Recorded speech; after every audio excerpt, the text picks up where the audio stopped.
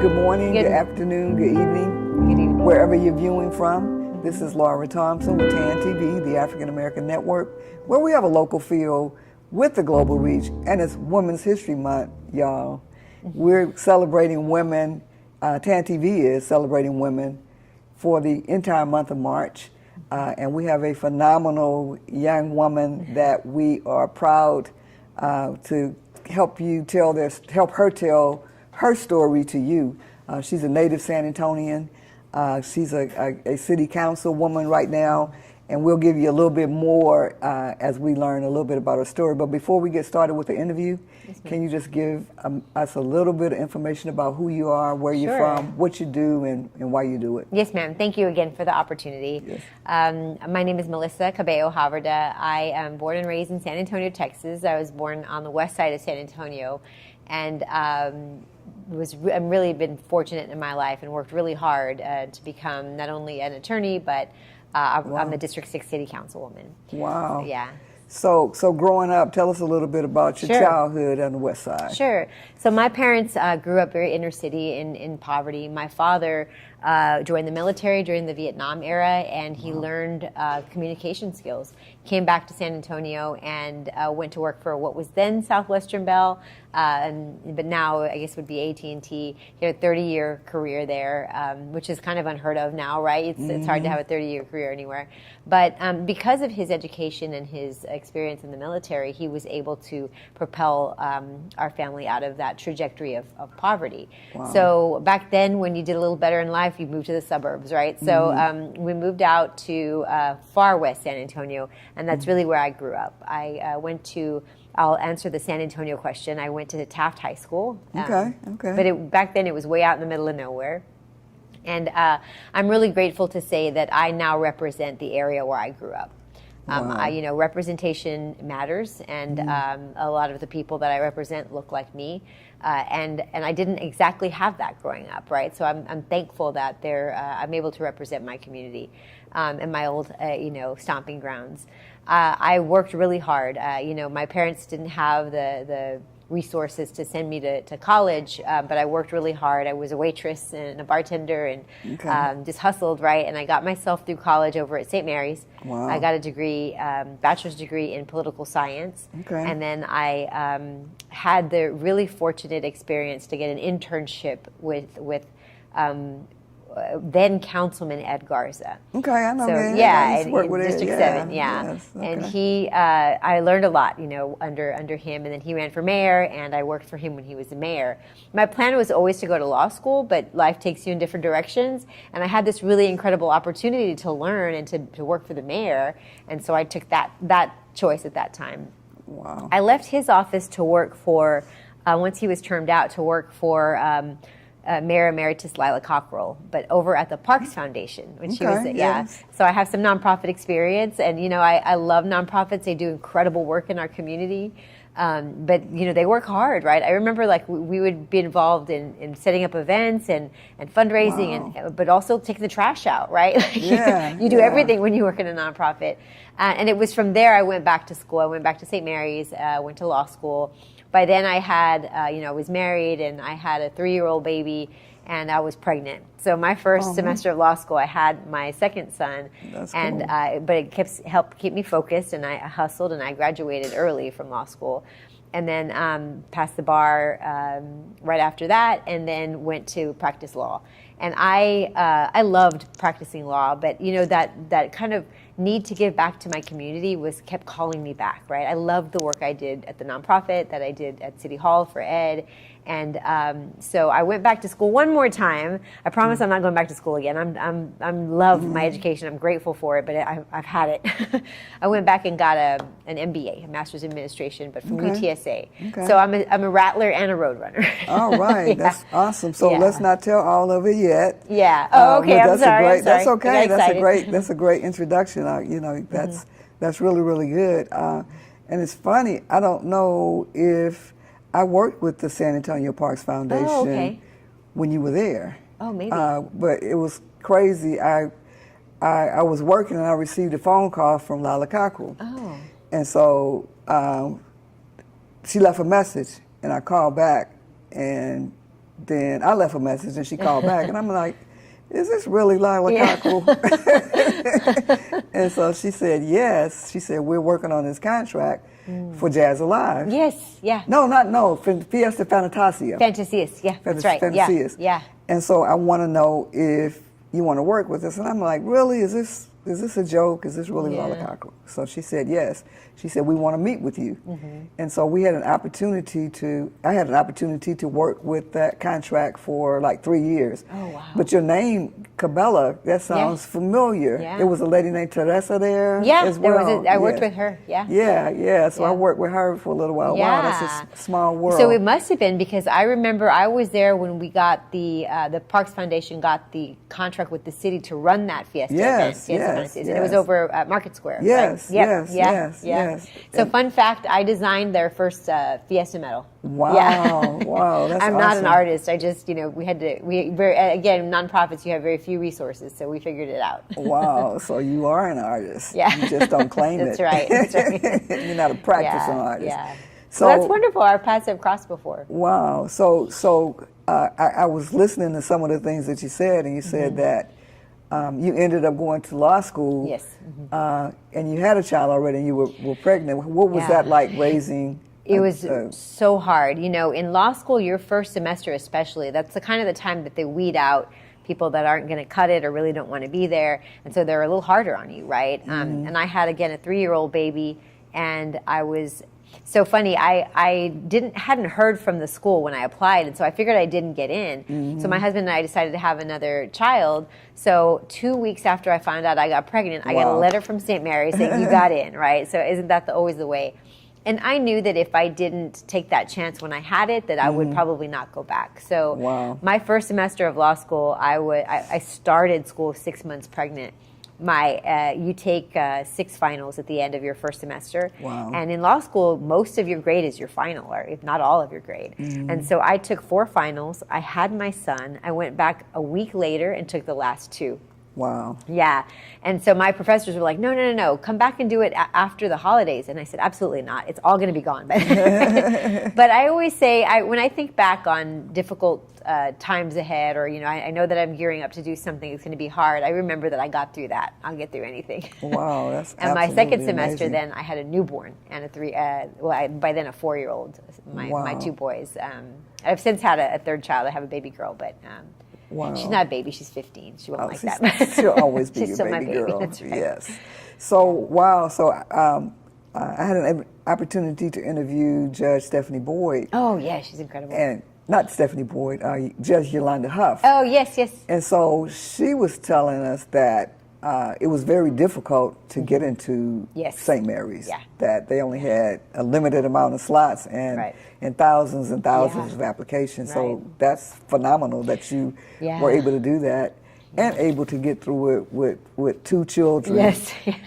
and still standing. So that's thankfully, I have a very supportive husband, my family, my husband's family, grace of God always, right? But I was able to get through it. Yeah. Wow. And so you also seem like you love, connecting and serving the community. And so what are some of the things, again, that, you've done to serve and help people? So before I became a council member, I'm very grateful that I was able to work hard and use my talent to get to the place that I am now. But I never forget that there was a community that got me there. So it's very important for me to always give back as much as I could. So I served on a number of boards. One of them was Transplants for Children, which is really important. There's a lot of costs that goes into that. And when you're a family that's dealing with a sick child, you don't want to focus on money and day to day. You want to focus on your child. So it's really important to help in those communities. I also served on the Magic Children's Theater. That's something that I feel really strongly about. I don't think we do enough for children in arts, and I feel really strongly about arts and how it feeds our soul, and it's mental health, and there's a lot of different ways that it helps us. And children, unfortunately, in some areas just don't get that access. So I was on that board. I've served on a number of different boards, a lot of them being related to healthcare because I'm a disability attorney. Okay. So I joke that I'm a lawyer that sleeps well at night because I help people with special needs. That I don't help or hurt anybody. Sorry.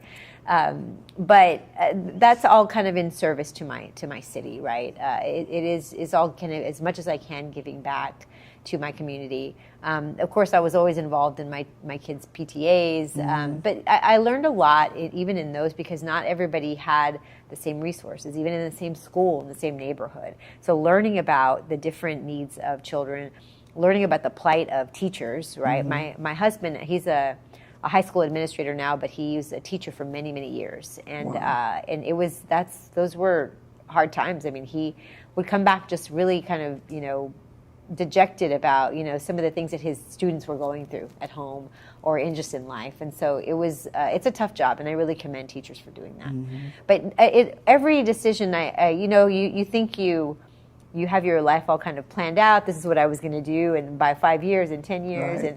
And but God has a plan, and you kind of just have to just Roll work hard and try to find that path forward. But I look back and think about sort of the meandering path that I took to get here, and every time I thought I went off course, I learned some lesson that I needed to learn, and so I'm very grateful for that. Even the being having my son while I was in law school, and That's just different phenomenal. things. Yeah, Right. yeah. So life's not a straight line, is No, it? never. Yeah, turns out not so much. Yeah. So how long did you practice law before you decided to go into a different path for a different life of service? So I still practice law. Okay. I think I practiced law about 10, 11 years before I ran for office. Okay. And I never in a million years thought I would run for office. I love the service and I love the work, but to run for office, of course, as you know, and to be in the office, you have to be very public, and you have to be a good public speaker. And I was none of those things naturally, so I really had to work at it and learn. But at the end of the day, it's the work. That's what really what inspires me. So I went. I was practicing law for 10 or 11 years. I got inspired to run for District 6 in 2017. Okay. But I also knew that your life in public office has a shelf life, right? I never wanted to be a career politician or somebody who the rest of my life I'm going to be a politician. So I knew that I had to keep my license up. I worked hard for it. I was going to make sure my license was taken care of. And I also wanted to practice law and live in the real world, because how can I represent people when I'm not out there working and doing, feeding my family and doing all the things that everybody has to do, right? So I made sure and always kept, one foot squarely on the ground, always in the real world, and it really has helped me, I think, continue to serve my community. Not everybody, gets to be a lawyer or, but I always remind people, because sometimes people will criticize me and say, well, what do you care? You're a lawyer. And I always remind them, I was not born a lawyer. Right. I had to work for that. And nobody ever, handed me anything. I worked for it. But it does remind me about, like, again, keeping my foot in the real world. Also, the kind of work I do. I feel really strongly about advocating for people with special needs, people with the limited resources we have, and it very much informs my work on council. I have many times pushed forward initiatives for people with special needs that nobody had really kind of considered before. But because I come from that mindset, it's always at the forefront of my mind. Wow. So you're tuned into TAAN TV, the African American Network, where we have a local feel with a global reach, and we're speaking with Councilwoman Melissa. Yes. And we're talking about, her journey to City Council and beyond. We're celebrating women, throughout the whole month of March. And so she is one of the selected few that we are speaking with to learn more about her history. I think it's important. I like living history. And so I think it's important that we learn about individuals' journeys while they're still alive, so that they can tell their own stories. So, so we talked about you being an attorney. You deal with special needs individuals, and so why did you choose that? So I grew up. I'm 50, so I grew up in the 70s, 80s, a little bit of 90s, and at the time there weren't a lot of resources for people with special needs. I know that because I have cousins, my twin cousins. They grew up with special needs, specifically autism and some other special needs, but they're nonverbal and have autism, the two of them. And you know, when you grow up with a loved one that has a special need, you don't, and especially as a little one, you don't really kind of know anything different, right? But as I started growing up in the world and seeing how they were treated a little differently than our other cousins, or seeing how kind of my family struggled, you know, with care, it really is what planted that seed, you know, in me to want to help people with special needs. Thankfully, we see a lot of the special needs community as a lot more, they have more opportunity, they have so much to offer, there's talent and love and intelligence and all of the things that everybody else has, they just have a special need. And so I'm thankful now that we can see them like that. But I'll say that growing up, I didn't see that. And so it really did inspire me to advocate and to fight for our community. Wow, yeah, I see kids with autism and Down syndrome, and they're very functional, very very personable, very, just like anybody else. Right. You know, they're, like you said, they're just different, and I think they have, we call them special needs, you know, because we try to put everybody in the same box, and everybody want everybody to learn the same, and so, you know, this is great that you represent them and that they have an advocate and a voice to speak on their behalf. Yes, ma'am. Thank you. So we appreciate that about you. Yeah, thank you. And so, okay, so you decided to do that as a child. So you know, that was a passion of yours, and there was a need. You saw a need. Yes. You know, and you were passionate, and you pursued it. Yes. And so that's a great quality, you know, for you going through law school and also becoming a councilwoman. Tell us a little bit about your race to become a councilwoman. Sure. So I actually ran the first time in 2017. Okay. It was an open seat because a former council member had termed out, and there were 8 candidates in that field that year. I was the only woman, but I was born and raised there, and I felt really strongly about, again, you know, representing and advocating for my community. And I made a runoff with another person, and I lost that runoff by less than 400 votes. Wow. Yeah, it was heartbreaking. It was, yeah. But I'll tell you that the next morning I got up and I knew 2 things. I felt like, it wasn't sad for me. Yeah, I felt like I'd let my community down, you know, number 1. Number 2, I knew I really wanted it, and I knew I was going to come back and get it.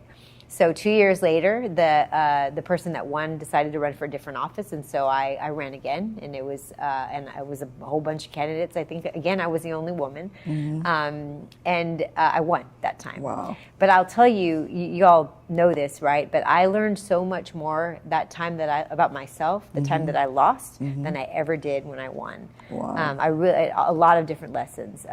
So when I came back in 2019. I won, and you kind of appreciate it a little more too, right? I appreciated I fought for it, right? And I bled for it, right? So I really do. Every day that I serve my community, I know that it's an honor. I always say that. It is an honor and it is a privilege that I have. And I work for it every day, and I don't ever forget that. Wow. And how many years or terms have you served? So I'm in my 3rd term now. It's my 6th year. Okay. And I potentially had one more term, but I decided to run for mayor. Right. So I remember when you made your announcement. I think that it was at one of the Dream Week events. Was that you? I did, yes. It was me, yeah. So funny because I didn't expect to, that wasn't like a formal announcement. I didn't expect to say it that day, but I felt very inspired. You know, Dream Week is an inspiring event for us all here in San Antonio, so I did say it. You said it at the gala, and you said it at the luncheon. That's right. Yes, ma'am. Yes. I said, okay, little woman. Do you know that I still get people coming up to me and telling me that they like that speech? I mean, that was a year ago now, right? Over a year ago. Yeah. Yeah, it was great. When you speak from your heart, right? much better than a rehearsed speech. Right. So now, you're embarking on Yes, a ma'am. new endeavor. Yes, ma'am. And so you're running for the mayor of San Antonio. Yes, ma'am. And so why did you decide to do that? And, what can people expect? Yeah. So funny, because I had said earlier, I never saw myself running for office. I just really enjoyed doing the work. And I entered into office thinking I want to do my 8 years of service to my community, and then I'll get back to, regular life. But when I got there, you're born and raised in a city. You think you know every corner of that city, and then you represent it, and you realize, wow, there's so much to learn, so much to do. And I really got excited and inspired by my city to just do more and more and more. And I love solving problems for people. That's really what drives me at the end of the day. I love putting that puzzle together and figuring out, how do I help this person and really help improve their lives. And when now that the mayor's seat is open, the mayor's termed out, I decided, you know what, I want to serve my city on a larger scale, and I want to be able to do more and more and more. And I really believe I have the passion for it. I have the fight for it, which is crucial. And I have the experience for it. So I'm ready to do the job. But right now we're going through the interview process, right, with the community. We're out knocking. I love knocking on doors. I love talking to people one-on-one and having conversations. But I've been doing that since long before I got elected. So I feel like I have even that experience to do it. Wow. So what are some of your top priorities? But before you answer that, Yes, ma'am. You talked about problem solving, and problem solving is a big part of being in any leadership position. But you're also an advocate, because you work with the special needs kids, and you give them a voice, and you give them an opportunity to have confidence in themselves and know that and know that somebody is out there fighting for them. Yeah. So, she's fought the fight, when she was very young. She's fought the fight. Sometimes people lose and they give up. You didn't. Yeah, that's right. And you could have. Yeah, easily. It would have been very easy to go back to regular life. Right. And this is Women's History Month, y'all. So she's, made history already.